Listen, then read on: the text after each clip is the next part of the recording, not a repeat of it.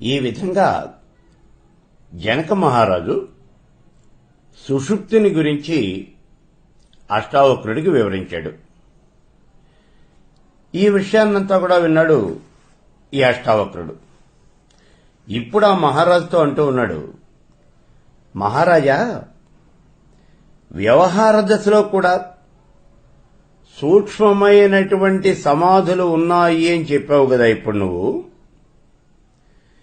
అవి ఏ దశలో ఎలా ఉంటాయి అనేటటువంటి విషయాన్ని నాకు వివరించవలసింది అని అడిగాడు. జనక మహారాజ్ చెప్పాడు కదా, సమాధి స్థితి అనేది మామూలుగా కూర్చుంటేనే కాదయా, జాగ్రత్తావస్థలో కూడా మనకి సమాధి స్థితి అనేది వస్తుంది అని చెప్పాడు. అలా నువ్వు చెప్పావు కదా, ఆ స్థితి ఎలా వస్తుంది? జాగ్రత్తావస్థలో వచ్చేటటువంటి ఈ సూక్ష్మమైనటువంటి సమాధి స్థితి ఎలా ఉంటుంది? దీన్ని గురించి నాకు వివరించవలసింది అన్నాడు. ఇప్పుడు జనక మహారాజ్ చెప్తూ ఉన్నాడు, ఓ మునికుమారా, కొన్ని సందర్భాల్లో మానవుణ్ణి నిద్ర ఆవహించదు. అంటే అతడు నిద్రపోతూ ఉండడు, మేల్కొనే ఉంటాడు. కానీ ఆ సమయంలో బాహ్య ప్రపంచాన్ని గురించి కూడా అతడికి తెలియదు. ఇతరమైనటువంటి సుఖాలు గాని దుఃఖాలు గాని ఇవి ఏవీ కూడా తెలియవు. ఈ రకంగా కొద్దిసేపు, ఒక్క క్షణకాలం అతను నిశ్చేష్టుడైపోతాడు. ఇటువంటి స్థితులన్నీ కూడా సూక్ష్మమైనటువంటి సమాధి స్థితులేనయ్యా అని చెబుతూ ఉన్నాడు. చూడండి, ఈ విషయాన్ని గతంలో కూడా మనం చెప్పుకున్నాం. సూక్ష్మమైనటువంటి సమాధి స్థితి అనేది జాగ్రత్తావస్థలో వస్తుంది అని మనం చెప్పుకున్నాం. ఎలా చెప్పుకున్నాము అంటే, ఆ సమాధి స్థితి వచ్చినప్పుడు ఇతను మేల్కొనే ఉంటాడు, నిద్రావస్థలో ఉండడు. అలా అని బాహ్యంలో ఏం జరుగుతూ ఉన్నది అనేటటువంటి విషయం తెలియదు. మనం మామూలుగా గనక చెప్పుకోవాలి అంటే ఇతని శరీరంలో ఉన్నటువంటి అవయవాలు ఏవీ కూడా పనిచేయవు. ఒక్క క్షణం పాటు అన్నీ కూడా అలా స్తంభించిపోతాయి. అటువంటి స్థితిలో ఉంటాడు అన్నాం మనం. అయితే ఆ విషయాన్నే చెప్పాడు. అతడు నిద్రావస్థలో ఉండడయ్యా, అలా అని మేలుకునే ఉంటాడు. కానీ బాహ్యమైనటువంటి విషయాలేవి కూడా అతడికి తెలియవు. సుఖం గాని దుఃఖం గాని ఏదీ తెలియదు. శరీరంలో ఏమీ పనిచేయవు, ఏ భాగాలు కూడా పనిచేయవు. ఒక్క క్షణం పాటు నిశ్చేష్టుడైపోయి ఉంటాడు. అటువంటి స్థితే సూక్ష్మమైనటువంటి సమాధి స్థితి. అటువంటి స్థితులు అసలు ఎప్పుడెప్పుడు వస్తాయో నీకు వివరిస్తాను, ఒకసారి చూడవయ్యా అన్నాడు. ఇప్పుడు చెబుతూ ఉన్నటువంటి స్థితులన్నీ కూడా, మొట్టమొదటిది, మునికుమార, ఇద్దరు ప్రేయసి ప్రియులు ఉన్నారు. అనుకోకుండా వాళ్ళకి ఎడబాటు అనేది సంభవించింది. చాలా కాలం పాటు ఎడబాటులో ఉన్నారు వాళ్ళు. ఎవరు ఎక్కడున్నారో, ఎలా ఉన్నారో, ఏం చేస్తూ ఉన్నారో, ఎటువంటి స్థితిలో ఉన్నారో కూడా తెలియదు. కానీ వాళ్ళిద్దరూ కూడా ఒకళ్ల మీద ఒకళ్ళు గాఢమైనటువంటి అనురాగాన్ని మాత్రం పెంచుకొని ఉన్నారు. ఇలా ఉన్నటువంటి ఈ పరిస్థితిలో ఒక రోజున ఊహించనటువంటి విధంగా వాళ్ళిద్దరూ కూడా తారసపడ్డారు. ఏ మాత్రమూ అనుకోలేదు. అటువంటి సంఘటన ఏదో జరిగింది. ఆ సంఘటనలో ఈ ప్రేయసి ప్రియులు ఇద్దరూ కూడా చాలా సంవత్సరాల తరువాత అనుకోకుండా వీళ్ళు ఎదురు బదురు వచ్చారు. అప్పుడు వాళ్ళ యొక్క స్థితి అనేది ఊహించవయ్యా. వాళ్ళ మనసు పనిచేయదు, నోట్లో నుంచి మాట అనేది రాదు, కాళ్ళు చేతులు పనిచేయవు, శరీరంలో ఏ అవయవం కూడా పనిచేయదు, మెదడు పనిచేయదు. శరీరం అట్లా స్తంభించిపోతుంది, నిశ్చేష్టుడైపోతాడు, అవాక్కైపోతారు వాళ్ళు. అదేనయ్యా సూక్ష్మమైనటువంటి సమాధి స్థితి అంటే. ఆ స్థితిలో ఎక్కువసేపు ఉండరు, ఒక్క క్షణ మాత్రమే ఉంటారు వాళ్ళు, ఒక్క క్షణకాలం అంతే. ఇలా ఉంటుందయ్యా సూక్ష్మమైనటువంటి సమాధి. సరే పోనీ ఇంకో ఉదాహరణ చెప్తాను విను. ఒక వ్యక్తి చాలా కాలంగా ఏదో ఒక వస్తువుని సాధించాలి అని అనుకుంటూ ఉన్నాడు, ఆ వస్తువు కావాలి అనుకుంటూ ఉన్నాడు. చాలా కాలం వెతికాడు, ఆ వస్తువు ఇంతవరకు అతనికి దొరకలేదు. ఎంత వెతికినా దొరకలేదు, ఎంత తీవ్రంగా ప్రయత్నించినా ఆ వస్తువుని సాధించలేకపోయాడు. చివరికి దాని మీద ఆశ పూర్తిగా వదిలేసుకున్నాడు, దొరకదు అని నిశ్చయించుకున్నాడు. కాలం జరిగిపోతోంది. ఉన్నట్టుండి ఒకసారి హఠాత్తుగా ఆ వస్తువు అతడికి దొరికింది. ఆ క్షణంలో అతడికి ఉండేటటువంటి స్థితి ఏమిటో చూడు. ఉన్నట్టుండి ఒక్కసారిగా అతడు కావాలి అనుకున్నటువంటి ఆ వస్తువు అతడి ఎదురుకుండా ప్రత్యక్షమైంది. ఆ క్షణంలో అతని యొక్క పరిస్థితి ఏమిటో చూడు. అది సూక్ష్మమైనటువంటి సమాధి. ఇంకో ఉదాహరణ చెప్తాను చూడు. ఒక బాటసారి నిర్భయంగా ప్రయాణం చేస్తూ ఉన్నాడు, అడవి గుండా వెడుతూ ఉన్నాడు.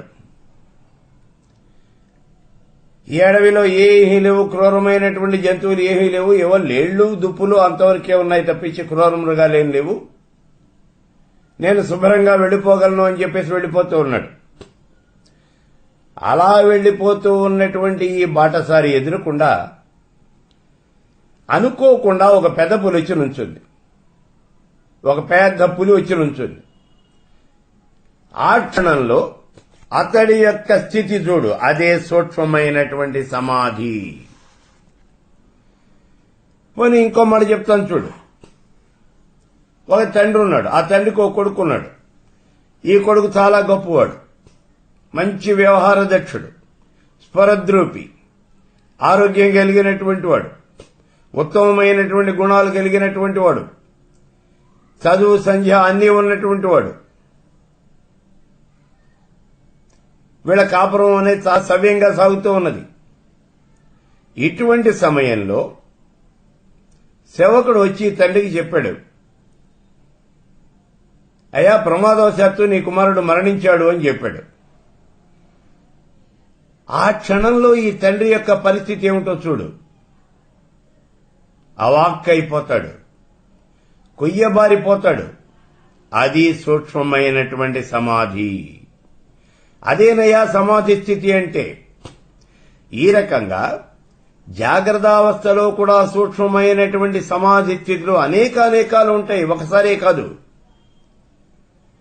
మానవుడికి సంతోషం, భయం, శోకం, గొప్ప సుఖం ఇవన్నీ కూడా అనుకోకుండా ఒకేసారి ఏదో ఒకటి వచ్చిందనుకోండి.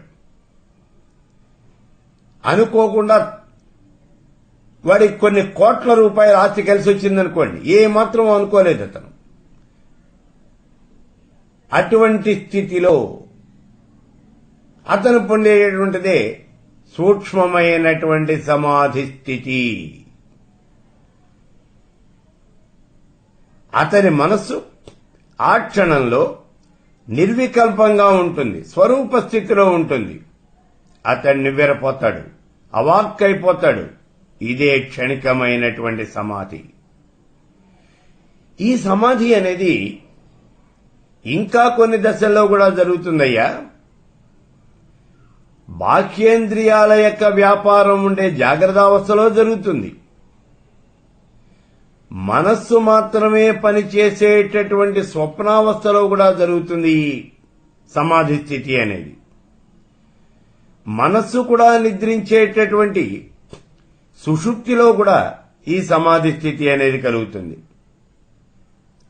అలాగే ఈ దశలకు మధ్యన ఉన్నటువంటి కాలం ఉన్నదే, ఒక స్థితి నుంచి ఇంకో స్థితికి వెళ్లేటటువంటి కాలం,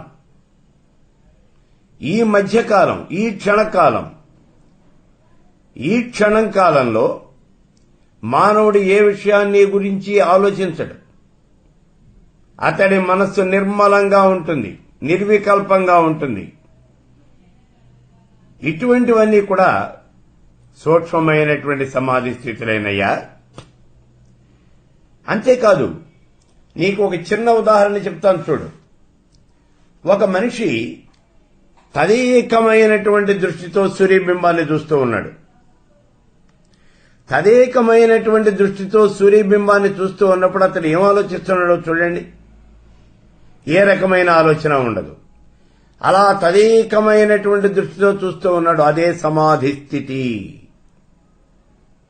అలాగే చెట్ల మీద ఉన్నటువంటి ఆకుల్ని తినేటటువంటి గొంగళి పురుగు ఒక ఆకు మీద నుంచి ఇంకో ఆకు మీదకి పాకుతూ ఉంటుంది. అంటే ఒక ఆకుని పూర్తిగా తినేసి ఇంకో ఆకుని పట్టుకుని ఈ ఆకుని వదిలిపెట్టి ఆ ఆకు మీదకి వెళుతూ ఉంటుంది. ఆ క్షణంలో దాని శరీరాన్ని సాగదీసుకుని మళ్లీ కుంచుకుంటుంది.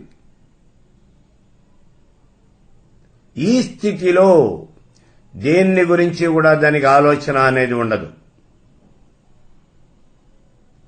సూర్యబింబాన్ని చూసేటప్పుడు దృష్టి అంతా కూడా ఆ సూర్యమండలం దాకా పొడిగించబడి ఉంటుంది. మనస్సు శరీరంలో ఉన్నప్పుడు ఈ మనస్సు అనేది శరీరం ఆకారంలో ఉంటుంది. చాలా మందికి అనుమానం వస్తుంది చూడండి. శరీరంలో ఇన్ని ఇంద్రియాలు ఉన్నాయి, అంటే జ్ఞానేంద్రియాలు కర్మేంద్రియాలు ఉన్నాయి, వీటిల్లో ఏ ఇంద్రియం ఎక్కడ ఉంటుందో అందరికీ తెలుసు, కానీ మనస్సు ఎక్కడ ఉంటుంది అని అంటారు. ఈ మనస్సు అనేది 11వ ఇంద్రియం.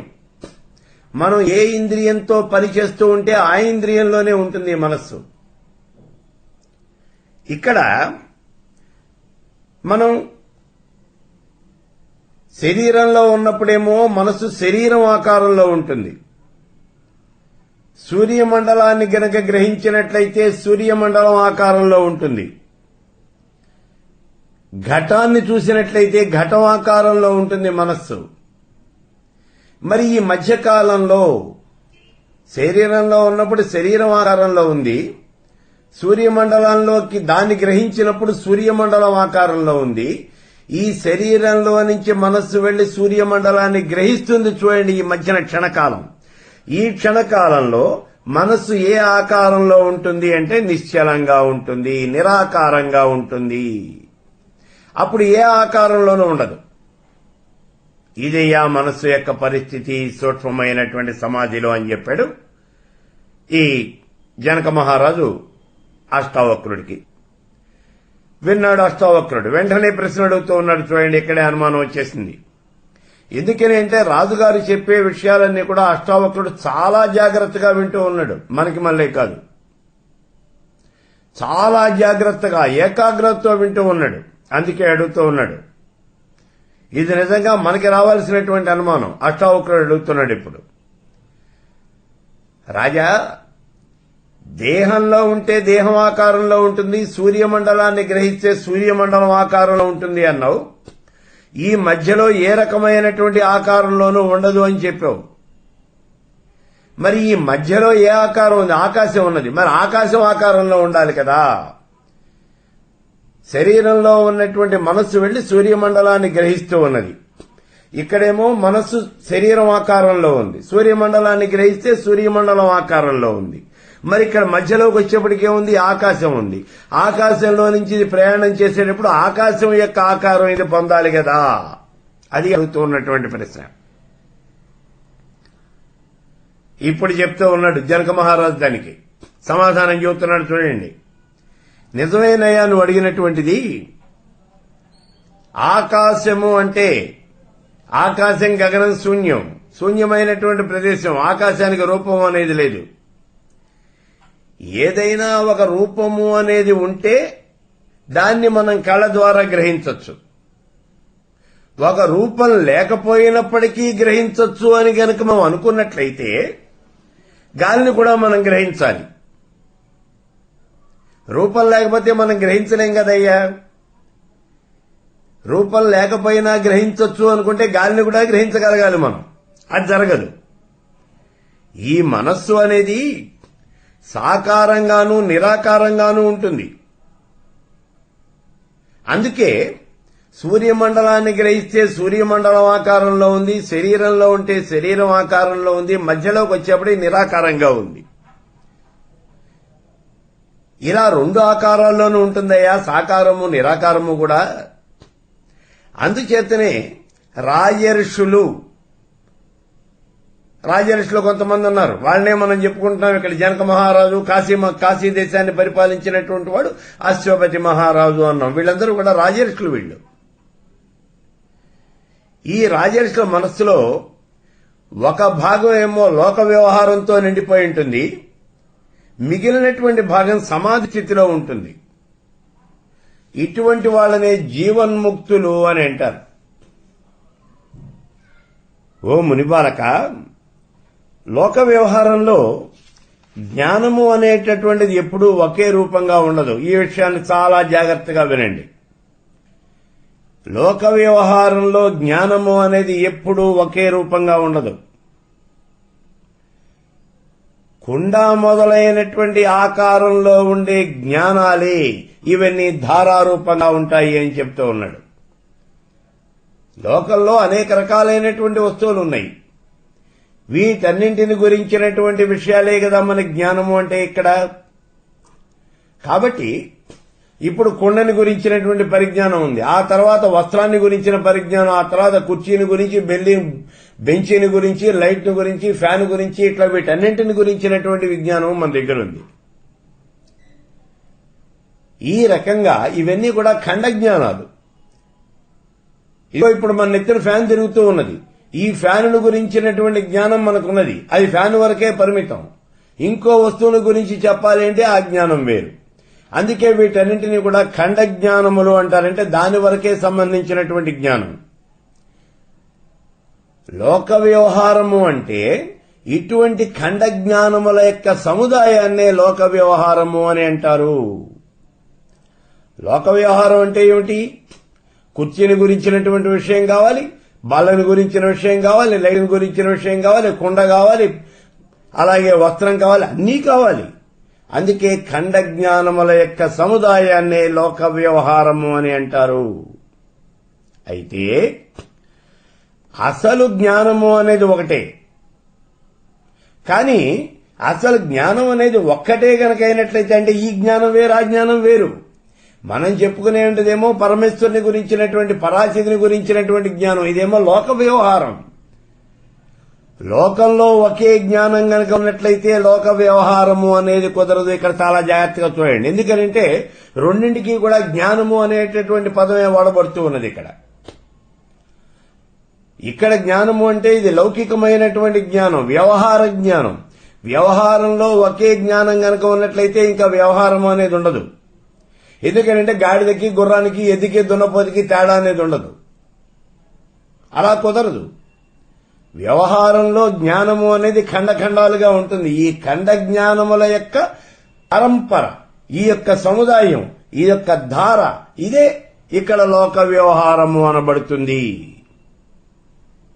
అందుకే ఇక్కడ చెబుతూ ఉన్నాడు, జ్ఞానం అనేది ఒక్కటే కనుక అయినట్లయితే ఇంకా లోక వ్యవహారము అనేది అసలు ఉండనే ఉండదయ్యా, అలా కుదరదు. ఈ రకమైనటువంటి భేదం ఉండటం వల్ల ఖండ జ్ఞానముల యొక్క ధారయే ఇక్కడ ఆత్మ అని చెప్పేసి సౌగతులు అంటూ ఉన్నారు. మనం అంటం లేదు, వాళ్ళు అంటున్నారు. ఖండ జ్ఞానముల యొక్క ధారయే ఆత్మ అని సౌగతులు అంటూ ఉన్నారు. అదే ఆత్మధర్మమైనటువంటి బుద్ధి అని చెప్పేసి కణాదులు అంటూ ఉన్నారు. కణవాదులు ఉన్నారు కదా, వాళ్ళు చెబుతూ ఉన్నారు, మనం చెప్పటం లేదు ఈ మాటలు. ఖండ జ్ఞానాల యొక్క ధారయే ఆత్మ అని చెప్పేసి సౌగతులు అంటూ ఉన్నారు. ఇదే ఆత్మధర్మమైనటువంటి బుద్ధి అని చెప్పేసి కణాదుడు చెప్తూ ఉన్నాడు, కణవాదులు అంటూ ఉన్నారు.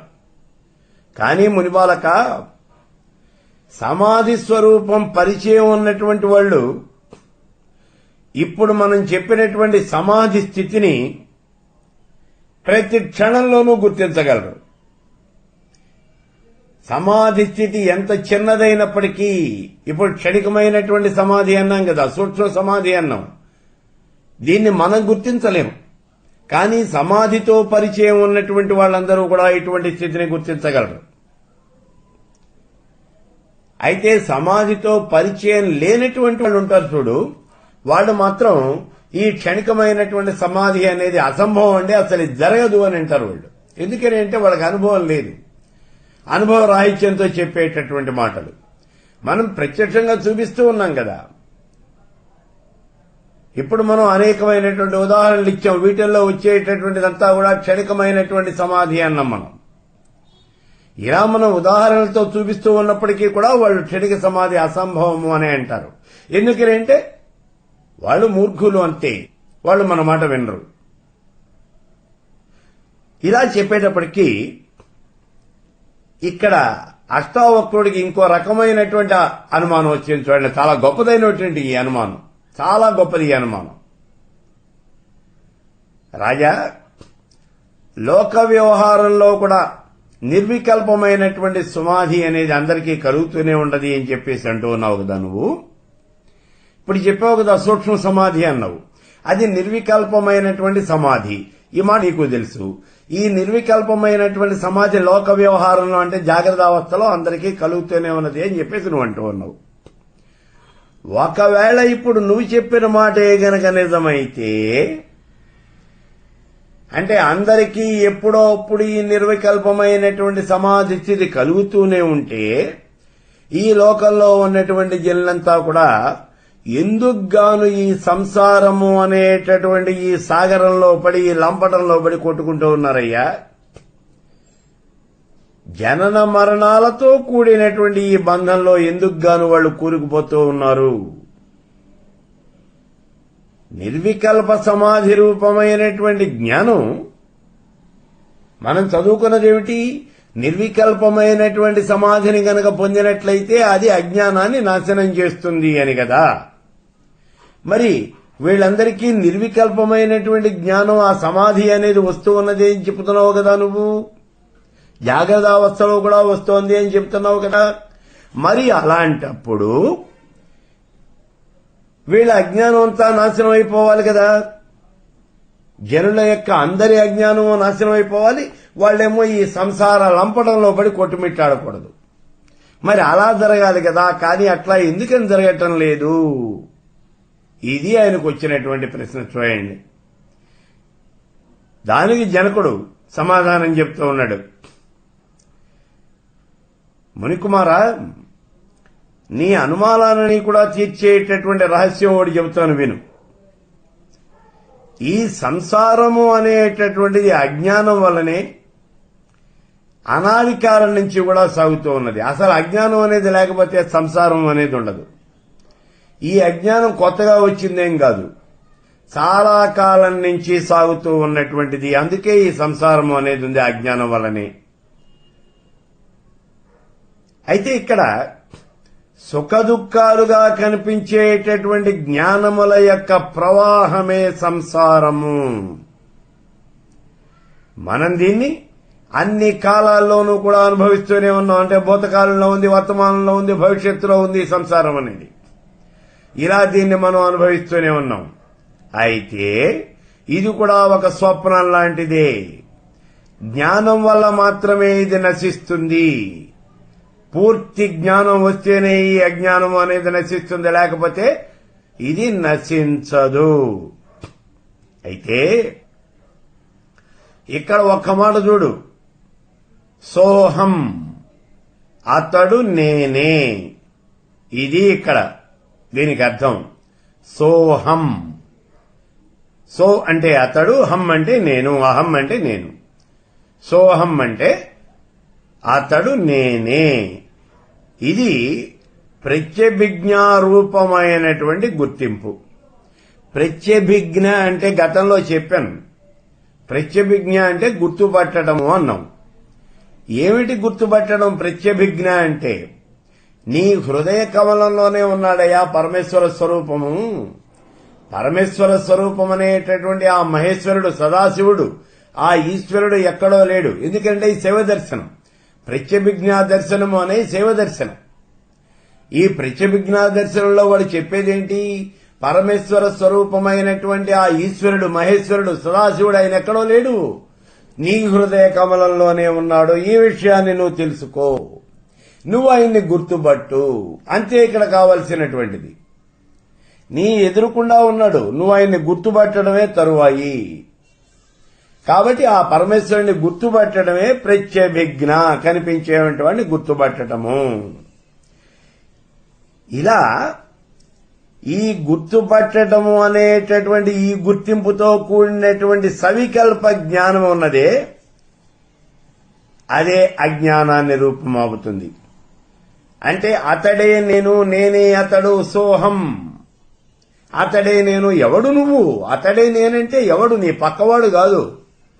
నీ హృదయ కమలంలో ఉన్నటువంటి పరమేశ్వర స్వరూపం ఏదైతే ఉన్నదో అతడే నువ్వు.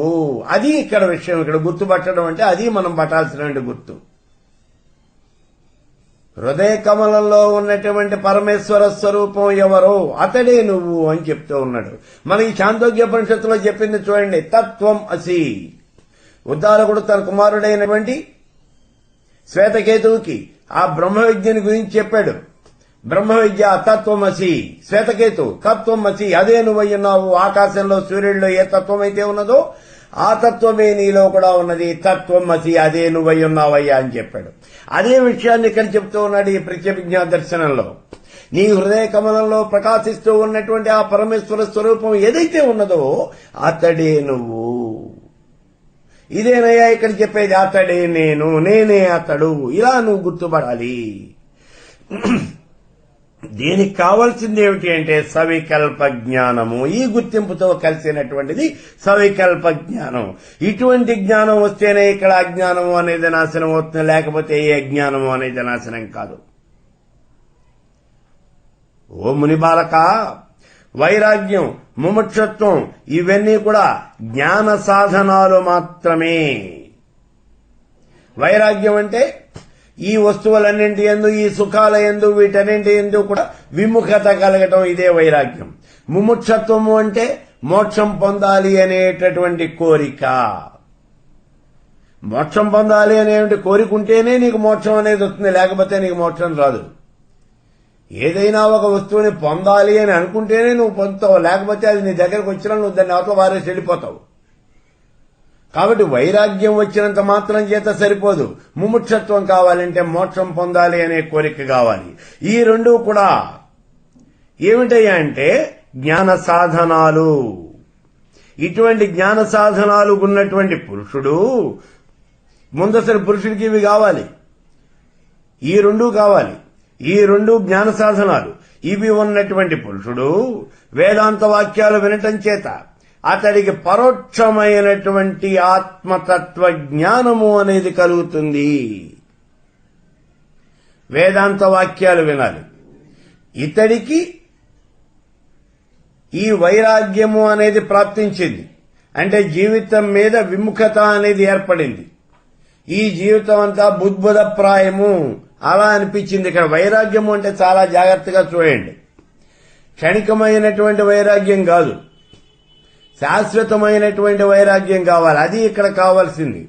క్షణికమైనటువంటి వైరాగ్యం గనక వచ్చినట్లయితే తాత్కాలికంగా ఆ వైరాగ్యం అనేది కనిపిస్తుంది. మళ్లీ మానవుడు పైకి వెళ్ళినట్టే వెళ్ళి అక్కడి నుంచి డౌమని కింద పడిపోతాడు. ఇదివరకు ఉన్నటువంటి స్థాయి కన్నా కూడా ఇప్పుడు పూర్తిగా దిగజారిపోతాడు. కాబట్టి క్షణికమైనటువంటి వైరాగ్యం కాదు, శాశ్వతమైనటువంటి వైరాగ్యం అది కావాలి. ఇవన్నీ కూడా ఏదీ లేదు, ఉన్నటువంటిది ఒక్కటే. ఇక్కడ పరమేశ్వర స్వరూపం. ఈ చరాచర జగత్తంతా కూడా బుద్బుదప్రాయమైనటువంటిది. ఇదంతా మిథ్య అని చెప్పి అతనికి నమ్మకం కలగాలి. ఈ సుఖాలు, ఈ భోగాలు ఇవన్నీ కూడా ఏమీ ఉపయోగం లేనటువంటివి అని అతడు మనస వాచ కర్మణ నమ్మాలి. అప్పుడు మాత్రమే అతనికి ఇది జ్ఞాన సాధనం అవుతుంది, లేకపోతే అతని పతనానికి హేతు అవుతుంది. ఇలా వైరాగ్యం కలగాలి. ఆ తర్వాత ముముక్షత్వం. సరే, ఇప్పుడు ఈ రెండు జ్ఞాన ఆయన మోక్షం పొందటానికి సాధనాలు ఇవి. సరే, ఇప్పుడు ఇతడికి మోక్షం ఎలా వస్తుందయ్యా అంటే వేదాంత వాక్యాలు వినటం చేత. వేదాంత వాక్యాలు వినాలి. వేదాంత వాక్యాలు అంటే పరమేశ్వర స్వరూపాన్ని గురించినటువంటి విషయాలు వినాలి. ఇంకో పని అనేది ఉండకూడదు. పరమేశ్వర స్వరూపాన్ని గురించినటువంటి విషయాలే వినాలి. అందుకే చెప్పారు చూడండి, గతంలో రేపల్లెలో శ్రీకృష్ణ భగవాను అక్కడ ఉన్నటువంటి గోపికలంతా కూడా ఏ రకంగా అయితే భజించారో, ధ్యానం చేశారో అలా భగవంతుణ్ణి ధ్యానించాలి అని చెప్పాడు. వాళ్ళంతా ఎలా ధ్యానం చేశారట అంటే ఉదయం లేస్తూనే పరమేశ్వర స్వరూపమైనటువంటి శ్రీకృష్ణుని తలుచుకుంటూ లేచారు. ఏ పని చేస్తూ ఉన్నా, అంటే ఆవులకు గడ్డి వేస్తూ ఉన్నా, దోళ్లని వదిలిపెడుతూ ఉన్నా, ఆవుకి పాలు తీస్తూ ఉన్నా, పేడ తీస్తూ ఉన్నా, అంతా బాగు చేస్తూ ఉన్నా, పిల్లలకి అన్నం పెడుతూ ఉన్నా, పిల్లలకి పాలిస్తూ ఉన్నా, ఇంట్లో పనులు చేసుకుంటూ ఉన్నప్పటికీ కూడా పరమేశ్వర స్వరూపమైనటువంటి ఆ శ్రీమన్నారాయణుడు శ్రీకృష్ణ భగవానుడినే వాళ్ళు ధ్యానం చేస్తూ ఉన్నారు. అటువంటి తాదాత్మ్యత అనేది కావాలి ఇక్కడ. అందుకే ఇక్కడ చెప్పాడు వేదాంత వాక్యాన్ని వినటం చేత. వేదాంతములు వేదము యొక్క అంతమునందున్నటువంటివి ఏమిటి ఇక్కడ వేదాంతం అంటే? వేదము అనేది మొత్తం 4 భాగాలుగా ఉన్నది అని చెప్పాం. సంహితలు, బ్రాహ్మణాలు, అరణ్యకాలు, ఉపనిషత్తులు. ఈ వేదమునందు అంతమునందు ఉన్నటువంటివి ఆఖరి భాగమైనటువంటివి అదే ఉపనిషత్తు. ఈ ఉపనిషత్తే బ్రహ్మ విద్య. అందుకే వేదాంతాన్ని వినటం చేత మిగిలినటువంటి భాగాలు వినమని చెప్పలేదు. సంహిత గాని లేకపోతే బ్రాహ్మణాలు గాని అరణ్యకాలు గాని ఇవి వినమని చెప్పలేదు. చూడండి, వేదాంతం మాత్రమే వినమన్నారు. అంటే 4వ భాగమైనటువంటి ఉపనిషత్తులు మాత్రమే వినమన్నారు. ఏమిటి అంటే ఆ ఉపనిషత్తుల్లో పరమేశ్వర స్వరూపాన్ని గురించి వివరించడం జరిగింది. అదే బ్రహ్మ విద్య. ఈ బ్రహ్మ విద్య అనేది ఎక్కడ చెప్పారు అంటే ఇదిగో ఈ ఉపనిషత్తులనే చెప్పారు. 1180 ఉపనిషత్తులు ఉన్నాయి అని చెప్పాం మనం. దాంట్లో 108 ఉపనిషత్తులు గొప్పవి అన్నాం. 10 ఉపనిషత్తులు అయినా కనీసం చదవండి అన్నాం. అలాగే వీటిల్లో శివుణ్ణి గురించి చెప్పే ఉపనిషత్తులు కొన్ని, విష్ణువుని గురించి చెప్పే ఉపనిషత్తులు కొన్ని, అమ్మవారిని గురించి చెప్పే ఉపనిషత్తులు కొన్ని, ఇలా అనేక రకాలైనటువంటి ఈ ఉపనిషత్తులు ఉన్నాయి. శివుణ్ణి గురించి చెప్పేటటువంటి ఉపనిషత్తుల్లో శ్వేతాశ్వర ఉపనిషత్తు ఇది చాలా ముఖ్యమైనటువంటిది. ఆ శ్వేతాశ్వర ఉపనిషత్తులో ఏం చెప్పారు అనేటటువంటి విషయాన్ని కూడా గతంలో మనం చెప్పుకున్నాం. కాబట్టి ఇక్కడ ఈ వేదాంత వాక్యాలు వినాలి. పరమేశ్వర స్వరూపం ఏం చెబుతూ ఉన్నది ఇక్కడ? ఏ ఉపనిషత్తులో చెప్పినప్పటికీ ఒకటే విషయం చెబుతూ ఉన్నది.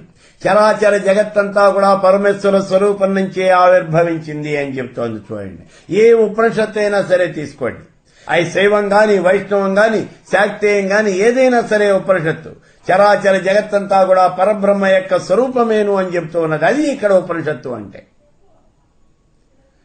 ఈ జగత్తంతా పరమేశ్వరుడి చేతనే సృష్టించబడింది, ఆ పరమేశ్వరుడి చేతనే పోషించబడుతూ ఉన్నది, మళ్ళీ ఆ పరమేశ్వరుడి యందే లీనమవుతూ ఉన్నది. ఇదే విషయాన్ని చెప్తూ ఉన్నది. ఈ జగత్తంతా కూడా మిథ్య అని చెప్తూ ఉన్నది. ఇదే ఉపనిషద్ వాక్యాలు. కాబట్టి ఈ రకమైనటువంటి ఉపనిషద్ వాక్యాలు వేదాంతము ఇది వినటం చేత అతడికి పరోక్షమైనటువంటి ఆత్మజ్ఞానము అనేది కలుగుతుంది. ఎవరికి? ఇందాక చెప్పినటువంటి ఈ 2 లక్షణాలు ఉండాలి. వైరాగ్యము, ముముక్షత్వము, ఈ 2 ఉండాలి. ఈ 2 ఉండి వేదాంతాన్ని వింటూ ఉన్నటువంటి వాడికి ఆత్మజ్ఞానం, పరోక్షమైనటువంటి ఆత్మజ్ఞానం అనేది కలుగుతుంది. అంతేగాని ప్రత్యక్షం కాదు ఇది. ఈ విషయాన్ని ఇప్పుడే ఈ పరోక్షమైనటువంటి జ్ఞానం కలిగిన తర్వాత ఇప్పుడేం చేయాలి? ఇప్పుడు ఈ విషయాలన్నీ కూడా బాగా మననం చేయాలి. అలా మననం చేయగా మన అనుమానాలన్నీ కూడా తొలగిపోతాయి. మన అనుమానాలన్నీ కూడా పూర్తిగా తొలగిపోతాయి. ఇప్పుడు ఇక్కడ జరుగుతూ ఉన్నటువంటి పని అదే.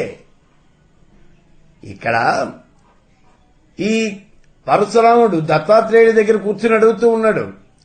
ఆయనకి మోక్షం పొందాలి అనేటటువంటి కోరిక కలిగింది. అందుకే అడుగుతూ ఉన్నాడు దత్తాత్రేయుడిని, దత్తాత్రేయ నాకు మోక్షం పొందే మార్గం ఏమిటో చెప్పవయ్యా, ఆ పరమేశ్వర స్వరూపాన్ని గురించి వివరించు అన్నాడు. దత్తాత్రేయుడు ఇప్పుడు ఈ త్రిపుర రహస్యం అంతా కూడా ఈ పరశురాముడికి వివరిస్తూ ఉన్నాడు అనేకమైనటువంటి కథల రూపంలో. ఇదే వేదాంతము అంటే. ఇదిగో ఈ రకంగా వేదాంత వాక్యాలు వినటం చేత పరోక్షమైనటువంటి జ్ఞానం కలుగుతుంది. దీనివల్ల ఆత్మతత్వము అనేది తెలుస్తుంది. తెలిస్తే ఏమవుతుంది? ఆత్మతత్వం తెలిసినంత మాత్రం చేత ఏమీ జరగదు. ఎందుకంటే మనందరికీ కూడా తెలుసు ఆత్మతత్వము అనేది. మీలో ఎవరికీ తెలియదు. ఇన్ని రోజుల నుంచి ఇక్కడ మనం ఈ రకంగా ఉపన్యాసాలు చెప్పుకుంటూ ఉన్నాము అంటే మనం చెప్పినటువంటి మాటలన్నీ కూడా మీ మనసులోకి వెళ్ళుంటాయి, తప్పకుండా పెడతాయి. మీకు అందరికీ తెలుసు ఆత్మతత్వము అంటే. తెలిసినందువల్ల ఏం జరుగుతుంది? ఏమీ జరగదు. మరి ఏమైనా జరగాలి అంటే మనం ఏం చేయాలి? ఈ విషయాలను బాగా విన్నటువంటి విషయాన్ని మననం చేయాలి. మళ్ళీ మనం మథనం చేయాలి. మననం కాదు, ఇక్కడ మథనమే అది. అదే విషయాన్ని తరచూ మనం ఆలోచిస్తూ ఉండాలి. మనం ఎవరితో అయినా కలిసినప్పటికీ మిత్రులతో కలిసినట్లయితే సత్సాంగత్యమే కావాలి అని చెప్పేది అందుకే ఇక్కడ. మనబోటి వాళ్ళతోనే సాంగత్యం చేయాలి. అలాగే చేస్తాం కూడా. అలా సాంగత్యం చేసేప్పుడు ఇద్దరు కలిసినట్లయితే మళ్ళీ ఇవే విషయాన్ని గురించి చర్చిస్తూ ఉండాలి. తెలిసినటువంటి విషయాన్ని ఎన్నిసార్లు చెప్పుకుంటారా అంటే ఎన్నిసార్లు అయినా చెప్పుకుంటారు. ఎందుకనంటే అది మనసుకు పట్టాలి. అందుకే మననం చేయాలి. ఇలా గనక మననం చేసినట్లయితే ఇందులో ఉండేటువంటి సంశయాలు అనుమానాలన్నీ కూడా తొలగిపోతాయి. అప్పుడు నిధి ధ్యానము అనేది చేయాలి. దీనివల్ల మనకు అనుమానం ఉంది. ఏమిటది? దేహమే నేను అనేటటువంటి నమ్మకం ఉంటుంది. ఈ నమ్మకం కాస్త పోతుంది. ఈ వేదాంత వాక్యాలు బాగా విని వాటిని మననం చేయటం వల్ల, ఆ తర్వాత నిధి ధ్యానము అనేది చేయటం వల్ల మనకు ఉన్నటువంటి ఈ ఒక నమ్మకం ఉన్నది చూడండి. ఈ దేహమే నేను అంటే దేహమే ఆత్మ అనేటటువంటి నమ్మకం ఉంటుంది. ఆ నమ్మకం కాస్తా పోయి అహం అంటే ఈ శరీరము అని నమ్మకం మనకి అది కాస్తా పోతుంది. పోయి ఆ పరమేశ్వరుని గురించినటువంటి శుద్ధ ప్రత్యేగాత్మని గురించినటువంటి జ్ఞానము అనేది కలుగుతుంది. ఆ తరువాత ఉపనిషత్తుల్లో చెప్పినట్టుగా పరమాత్మ ప్రత్యేగాత్మ అంతా ఒకటేనయ్యా, ఉన్నటువంటిది ఒకటే, ఇక్కడ ఇన్ని లేవు, అంతా పరమేశ్వర స్వరూపమేను అనేటటువంటి అఖండాకారమైనటువంటి జ్ఞానం కలుగుతుంది. చూడండి, ఈ జ్ఞానం కలగాలంటే ఎంత కష్టపడాలి అనేది చూడండి. దీన్నే మనం సోహం అని అంటాం. ఇదే సోహం రూపంలో ఉన్నటువంటి ప్రత్యభిజ్ఞా జ్ఞానము అని అంటారు. ఇది సంసార బంధనాలకు మూలమైనటువంటి అజ్ఞానాన్ని కాస్త నాశనం చేస్తుంది. ఈ దయ నాశనం చేసేది ఏం చెప్పాడు. ఇప్పుడు ముని బాలకుడు ఏమడిగాడు ఇక్కడ? అష్టావక్రుడు నిద్రపోతూ ఉన్నప్పుడు అందరికీ కూడా వాళ్ళు సమాధి స్థితిలోకి వెళ్తారు అని చెప్పావు సుషుప్తిలో. అయి సరే, జాగ్రత్త అవస్థలో కూడా వీళ్ళు నిర్వికల్పమైనటువంటి సమాధిలోకి వెళ్తారని చెప్పావు కదా రాజా. మరి ఇంకా వీళ్ళకి అజ్ఞానం ఎందుకు ఉంటుంది అన్నాడు. ఈ సమాధితో కాదయ్యా ఈ అజ్ఞానం పోయేది, పూర్తి జ్ఞానం వచ్చినట్టయితే అజ్ఞానం పోతుంది అన్నాడు. పూర్తి జ్ఞానం అంటే ఏం రావాలి అంటే ఇక్కడ సోహన్ రూపంలో ఉన్నటువంటి ప్రత్యభిజ్ఞా జ్ఞానము అది కావాలి. ఇక్కడ ఆ జ్ఞానం వస్తే వీళ్ళకి అజ్ఞానము అనేది పూర్తిగా నాశనం అయిపోతుంది. సంసార బంధనాలకు మూలమైనటువంటి అజ్ఞానము అనేది పూర్తిగా నశించిపోతుందయ్యా అన్నాడు. సరే, విన్నాడు అష్టావక్రుడు. మళ్ళీ అడుగుతున్నాడు, రాజా ఇప్పుడు నువ్వు చెప్పినటువంటి ఈ జ్ఞానంలో కూడా సోహం అన్నావు కదా నువ్వు. సహా అంటే అతడు, అహం అంటే నేను. ఇక్కడ రెండు దశలు ఉన్నాయి అంతే కదా. అతడే నేను అన్నావు అంటే అతడు నేను అనేటటువంటి రెండు దశలు ఉన్నాయి. మరి రెండు దశలు ఎప్పుడైతే కనిపిస్తూ ఉన్నాయో ఇది అద్వైతం ఎట్లా అవుతున్నాయి? అద్వైతం అంటే ఒకటే కదా దశ ఉండేది. అద్వైతము అంటే నా ద్వైతము రెండు లేనటువంటిది. రెండు ఉండవు అసలు, అక్కడ ఒకటే ఉండాలి అద్వైతం అంటే. మరి ఇక్కడేమో నువ్వు చెప్పినటువంటిది అంటే సోహం, అతడు నేను అనేటటువంటి రెండు మాటలు కనిపిస్తూ ఉన్నాయి. మరి సోహం రూపమైనటువంటి ప్రత్యభిజ్ఞా దర్శనము అనేమో మళ్ళీ అంటూ ఉన్నావు. మరి ద్వైతం కదా, అద్వైతం ఎట్లా అవుతుంది?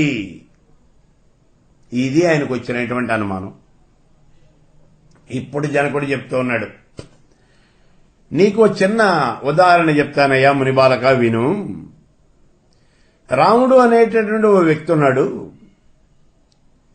వీడు కాశీకి వెళ్ళాడు.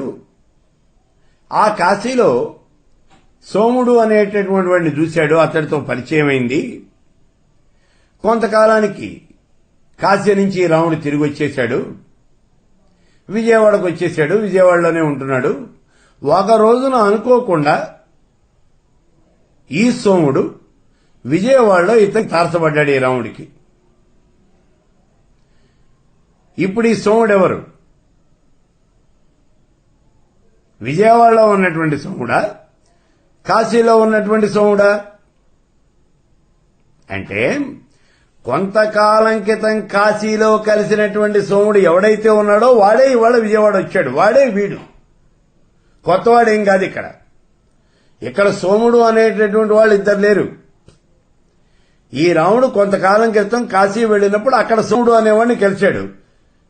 ఇప్పుడు కొంతకాలం అయిన తర్వాత ఆ సోముడే విజయవాడ వచ్చాడు, ఇప్పుడు కనిపించాడు మళ్ళీ. కాబట్టి ఆ సోముడు ఈ సోముడు ఇద్దరు ఒకటే, వీళ్ళిద్దరూ వేరు కాదు. ఈ ఇద్దరు ఒక్కటే. అలాగే ఇప్పుడు నేను చెప్పినటువంటి సోహం, ఈ రెండు కూడా అతడు నేను. ఇక్కడ అతడు అంటే అతడు వేరుగాను నేను వేరుగాను లేవు, అతడే నేను. అతడు నేను అంటే సోహం అంటే అతడే నేను. అంతేగాని ఇక్కడ అతడు వేరు నేను వేరు కాదయ్యా. నువ్వు అలా గనక అనుకున్నట్లయితే అది ద్వైతం అవుతుంది. ఇప్పుడు ఇది అద్వైతము అని చెప్పాడు. విన్నాడు అష్టావక్రుడు, బాగానే ఉంది. మళ్లీ అనుమానం వచ్చింది. ఇందాక నువ్వు సవికల్ప జ్ఞానము అని అన్నావు కదా మహారాజా అన్నాడు.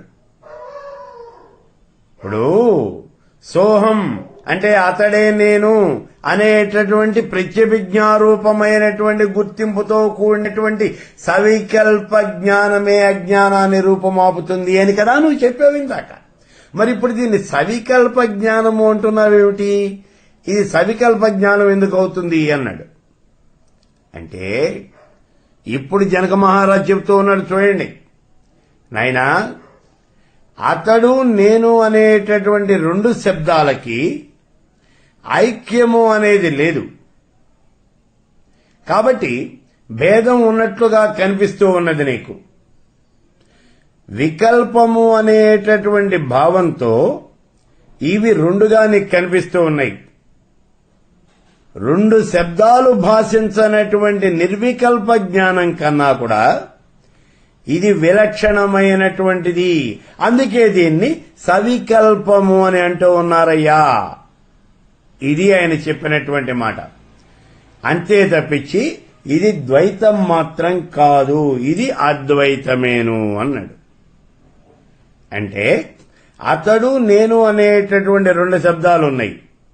ఈ రెండు శబ్దాలకి ఐక్యం లేదు, ఇక్కడ భేదం కనిపిస్తూ ఉన్నది. కాబట్టి ఇవి రెండు కూడా విడివిడిగా ఉన్నట్టుగా కనిపిస్తూ ఉన్నాయి. అయితే రెండు శబ్దాలు భాషించనటువంటి నిర్వికల్ప జ్ఞానం, దానికన్నా కూడా ఇది విలక్షణమైంది. అందుకే దీన్ని సవికల్ప జ్ఞానం అన్నారు. అంతేగాని ఇది మొత్తం ద్వైతం కాదు అని చెప్పాడు. మళ్లీ అనుమానం వచ్చింది అష్టావక్రుడికి. నిర్వికల్ప రూపమైనటువంటి రాజా, ఇప్పుడు మళ్లీ చిన్న అనుమానం అయ్యా. ఏమిటది? నిర్వికల్ప సమాధి రూపమైనటువంటి జ్ఞానానికి, ప్రత్యభిజ్ఞానానికి, ఈ రెండింటికి విషయం అనేది ఆత్మే కదా. మరి అలాంటప్పుడు నిర్వికల్ప సమాధి అజ్ఞానాన్ని ఎందుకు నాశనం చేయలేదు? ఇది అనుమానం. ఎందుకు నశింప చేయలేదు? అసలు ఈయన అనుమానం ఏమిటో చాలా జాగ్రత్తగా చూడండి. ఇక్కడ రెండు పదాలు వాడుతూ ఉన్నాడు. నిర్వికల్ప సమాధి, ఇందులో జ్ఞానం ఉంది. నిర్వికల్ప సమాధి గనక పొందినట్లయితే అక్కడ జ్ఞానం వస్తుంది. కాబట్టి నిర్వికల్ప సమాధి రూపమైనటువంటి జ్ఞానానికి, ప్రత్యభిజ్ఞానానికి, ప్రత్యభిజ్ఞలో జ్ఞానం అనేది ఉంది. ఈ రెండింటికి విషయం ఏమిటి అంటే ఆత్మే. ఇందులో అనుమానం ఏం లేదు, తేడా లేదు. నిర్వికల్ప రూపమైనటువంటి జ్ఞానమైనా ప్రత్యభిజ్ఞ జ్ఞానమైనప్పటికీ కూడా విషయం ఆత్మే. మరి అలాంటప్పుడు ఇందాక నువ్వేం చెప్పావు? ప్రత్యభిజ్ఞానంతోనే ఈ సంసారము అనేటటువంటి బంధనాలన్నింటికీ కూడా నాశనం చేయవచ్చును, దాంతోనే నాశనం చేయొచ్చు, దాంతోనే నాశనం అవుతాయి అని చెప్పావు. ఇప్పుడు ఈ అనుమానం ఏమిటి? నిర్వికల్ప సమాధి జ్ఞానాన్ని, ఈ నిర్వికల్ప సమాధిలో ఉన్నదే జ్ఞానం, ఇది అజ్ఞానాన్ని ఎందుకు నశింపజేయలేదు? ప్రత్యభిజ్ఞా జ్ఞానం మాత్రమే ఎందుకు ఈ అజ్ఞానాన్ని నశింపజేస్తుంది అని చెబుతూ ఉన్నావు అంటున్నాడు. అది అని చెప్పింది. విన్నాడు రాజుగారు. ఇప్పుడు చెప్తూ ఉన్నాడు, నాయనా, రెండింటికీ విషయం ఒకటే, ఆత్మ. ఇందులో అనుమానం ఏం లేదు.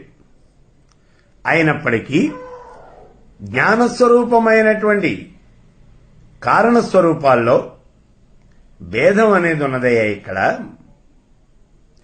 సహ అహం అనేటటువంటి రెండు శబ్దాలున్నాయి ఇక్కడ. ఈ శబ్దాల యొక్క అర్థజ్ఞానము అనేది కలిగి ఇతర విషయాల నుంచి పరావృతమైనటువంటి మనస్సు ప్రత్యభిజ్ఞానానికి కారణమవుతుంది. ఆ ఘటమే ఇది అనేటటువంటి జ్ఞానానికి, ఘటం అనేటటువంటి జ్ఞానానికి ఫలితంలో తేడా అనేది ఉన్నది. ఆ కుండే ఇది అని చెప్పటం, ఇది కుండ అని చెప్పటం. చూడండి, ఈ రెండింటికి తేడా ఉంది. అట్లాగే ఇక్కడ కూడా ప్రత్యభిజ్ఞకి సమాధికి తేడా అనేది ఉన్నదయ్యా. నిర్వికల్ప జ్ఞానము అనేది అజ్ఞానాన్ని తొలగించలేదు. నిర్వికల్ప జ్ఞానము అనేది అజ్ఞానాన్ని తొలగించలేదు. ఎందుకని అంటే నిర్వికల్ప జ్ఞానానికి దేంతో కూడా విరోధము అనేది లేదు, దేంతోనూ విరోధము అనేది లేదు. ప్రతిబింబాలకు అన్నింటికీ కూడా నిర్వికల్పమే ఆధారం. అద్దానికి ప్రతిబింబానికి విరోధము అనేది లేదు. అద్దం ప్రతిబింబాన్ని నాశనం చేయదు. అసలు నిర్వికల్పము అనంటే ప్రతిబింబం లేనటువంటి అద్దంలాగా జ్ఞేయం లేనటువంటి జ్ఞానం మాత్రమే. తెర మీద ఉన్నటువంటి చిత్రాలు అద్దంలో ప్రతిబింబిస్తూ ఉన్నాయి, అక్కడ కనిపిస్తూ ఉన్నాయి మనకి ప్రతిబింబాలుగా. అట్లాగే శుద్ధ జ్ఞానంలోనే సంకల్ప దశలో వికల్ప జ్ఞానాలు అన్నీ కూడా భాసిస్తూ ఉన్నాయి. అందుచేత వికల్పాలతో కూడినటువంటి జ్ఞానమే ఇక్కడ అజ్ఞానము. అజ్ఞానము అనేది రెండు రకాలుగా ఉంటుంది. ఒకటి కారణ రూపం, రెండోది కార్యరూపం. నేను పరిపూర్ణుడను అనేటటువంటి జ్ఞానం లేకపోవటమే కారణరూపమైనటువంటి అజ్ఞానం అయ్యా అన్నాడు. అష్టావక్రుడు మళ్లీ అడుగుతూ ఉన్నాడు, మహారాజా, ఖ్యాతి లేకపోవటము అన్నా జ్ఞానం లేకపోవటము అన్నా రెండు ఒకటే కదా. ఖ్యాతి లేకపోవటము అని చెప్పినా జ్ఞానం లేకపోవటము అని చెప్పినప్పటికీ కూడా ఈ రెండు ఒక్కటే కదా అంటున్నాడు. జనక మహారాజు ఇప్పుడు సమాధానం చెప్తూ ఉన్నాడు. చూడండి, దేశకాలాలకన్నింటికీ కూడా ఆధారమైనటువంటిది ఏమిటి అంటే అది చిదాత్మ. అటువంటి చిదాత్మలో దేశకాలాలు ఏవి కూడా విభాగాల్ని సృష్టించలేవు.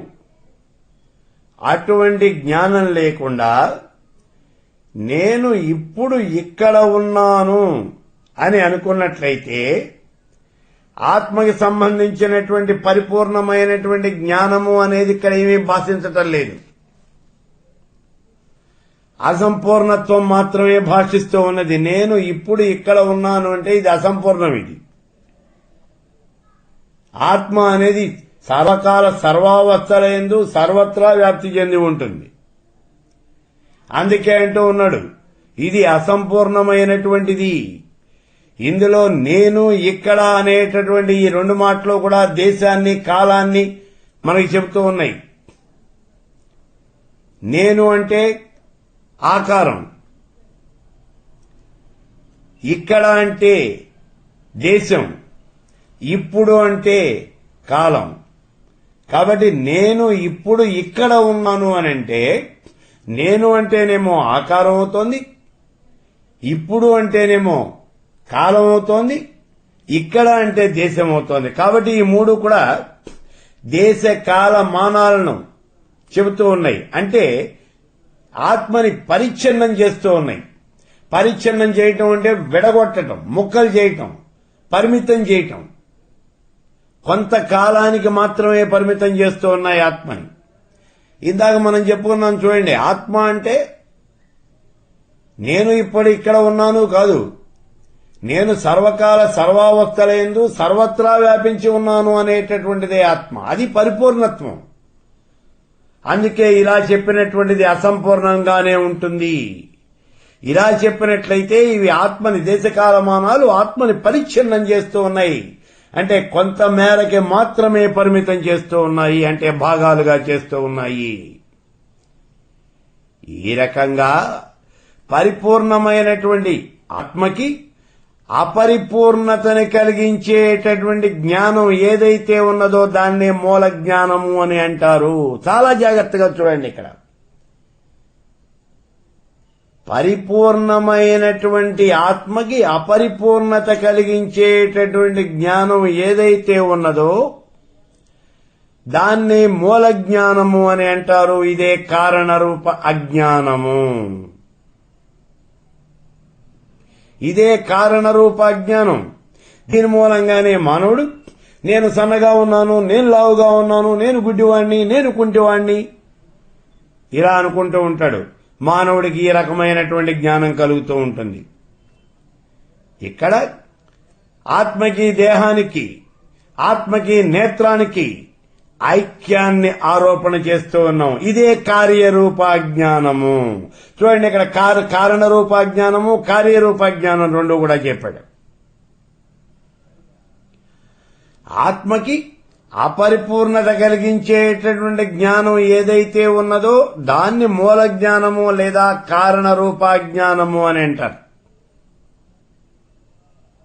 ఇక రెండోది, ఆత్మకి దేహానికి, ఆత్మకి నేత్రానికి ఐక్యాన్ని ఆరోపణ చేస్తూ ఉన్నాం. చూడండి, దీన్నే కార్యరూప అజ్ఞానము అని అంటారు. అజ్ఞానం వల్లనే సంసార బంధనాలు అనేవి కలుగుతూ ఉన్నాయి. ఓ మునికుమారా, జాగ్రత్తగా విను. పరిపూర్ణమైనటువంటి ఆత్మ విజ్ఞానం కలగనంత వరకు ఆ అజ్ఞానము అనేది నశించదు. ఈ మాట చాలా జాగ్రత్తగా గుర్తుపెట్టుకో. అంటే ఇక్కడ నిర్వికల్ప జ్ఞానంతో ఈ అజ్ఞానం అనేది నశించదా? నశించదు. పరిపూర్ణమైనటువంటి జ్ఞానం కావాలి, అదే ప్రత్య విజ్ఞానం కావాలి అంటూ ఉన్నాడు. అటువంటి సమయంలోనే నీకు ఈ అజ్ఞానం అనేది పూర్తిగా నశిస్తుందయ్యా. మరి పరిపూర్ణమైనటువంటి ఆత్మజ్ఞానము అనేది కూడా రెండు రకాలుగా ఉంటుంది. ఇప్పుడు నేను చెప్తా విను. ఒకటి పరోక్షం, రెండోది అపరోక్షం. పరోక్ష జ్ఞానము, అపరోక్ష జ్ఞానం. ఇందాక మనం చెప్పుకున్నాం. చూడండి, పరోక్ష జ్ఞానం వస్తుంది అన్నాం మనం. ఏమిటి పరోక్ష జ్ఞానము అంటే? ఇక్కడ మనం చెప్పాం, వైరాగ్యము, ముముక్షత్వం మొదలైనటువంటి జ్ఞాన సాధనాలు కలిగినటువంటి పురుషుడు వేదాంతాన్ని వినటం చేత పరోక్షమైనటువంటి ఆత్మజ్ఞానము అనేది కలుగుతుంది. అది పరోక్ష జ్ఞానం. రెండవది అపరోక్ష జ్ఞానం. గురువు యొక్క ఉపదేశాలు వినటం వల్ల, శాస్త్రాలు చదవటం వల్ల పరోక్ష జ్ఞానము అనేది కలుగుతుంది. ఈ పరోక్ష జ్ఞానం ఎలా వస్తుంది అంటే, ఎవరన్నా చెబితే మనం వినొచ్చు, లేదు శాస్త్రాలు చదవచ్చు. ఇలా మనకి పరోక్ష జ్ఞానము, పరమేశ్వర స్వరూపాన్ని గురించి మనకి తెలుస్తుంది. ఇప్పుడు మనకందరికీ ఉన్నటువంటిది అదే పరోక్ష జ్ఞానం. అంటే ఆత్మ అంటే ఏమిటి అనేటటువంటి విషయాన్ని అనేక మంది అనేక సార్లు చెప్పి ఉంటారు, మనం వినుంటాం. కాబట్టి ఆత్మ అంటే మనకి తెలుసు అని అనుకుంటున్నాం. ఉపనిషత్తులు ఇప్పటికి చాలా మంది చెప్పారు కాబట్టి ఉపనిషత్తులు అనేటటువంటి మాట అన్నా మనకి తెలుసు. అంటే పరోక్ష జ్ఞానము అనేది కొంతవరకు మనకుంది. అయితే ఈ పరోక్ష జ్ఞానం వల్ల ఉపయోగం ఏమిటి అంటే ఏమీ లేదు. గతంలో చెప్పాను చూడండి, కళ్ళలో పెద్ద లంకె బిందెలు కనిపించినాయి మనకి, బంగారం కుప్ప కుప్ప కనిపించింది, మన దగ్గరే ఉంది, మనకి దొరికింది. ఏమిటి ఉపయోగం? ఈ పరోక్ష జ్ఞానం వల్ల కూడా అదే. అందుకే అంటూ ఉన్నాడు, పరోక్ష జ్ఞానం వల్ల ఉపయోగము అనేది ఏమీ లేదు, దీనివల్ల మోక్షము అనేది సిద్ధించదు. మరి మోక్షం సిద్ధించాలి అంటే ఏం చేయాలి? అపరోక్ష జ్ఞానం కావాలి. అపరోక్ష జ్ఞానము అంటే ఈ దీర్ఘకాలం సమాధిలో ఉండటం వల్ల పరిపక్వత పొందినటువంటి ఆత్మవిజ్ఞానం మాత్రమే చిరకాల వాసనల వల్ల పాతుకుపోయినటువంటి ఈ అజ్ఞానాన్ని, ద్వైత భావాన్ని సమూలంగా నాశనం చేయగలుగుతుంది. ఇదే ఇక్కడ కావలసినటువంటి మనకి ఈ జ్ఞానము, అపరోక్ష జ్ఞానము. అంటే ఈ విషయాలన్నీ పరోక్ష జ్ఞానం అంతా కూడా మనం తెలుసుకున్న తర్వాత ఎక్కువ కాలం మనం సమాధి స్థితిలో గనక ఉన్నట్లయితే, అక్కడ పరిపక్వత పొందినట్లయితే అప్పుడు ఆత్మజ్ఞానము అనేది మనకి బోధపడుతుందయ్యా. ద్వైత భావము అనేది మనకి పూర్తిగా నశించిపోతుంది. అద్వైతం మాత్రమే మిగులుతుంది. సోహం అంటే అతడు నేను కాదు. సోహం అంటే అతడే నేను, తత్వమసి, ఆ పరమేశ్వర స్వరూపమే నేను అనేటటువంటి విషయాలు క్షుణ్ణంగా తెలుస్తాయి మనకి.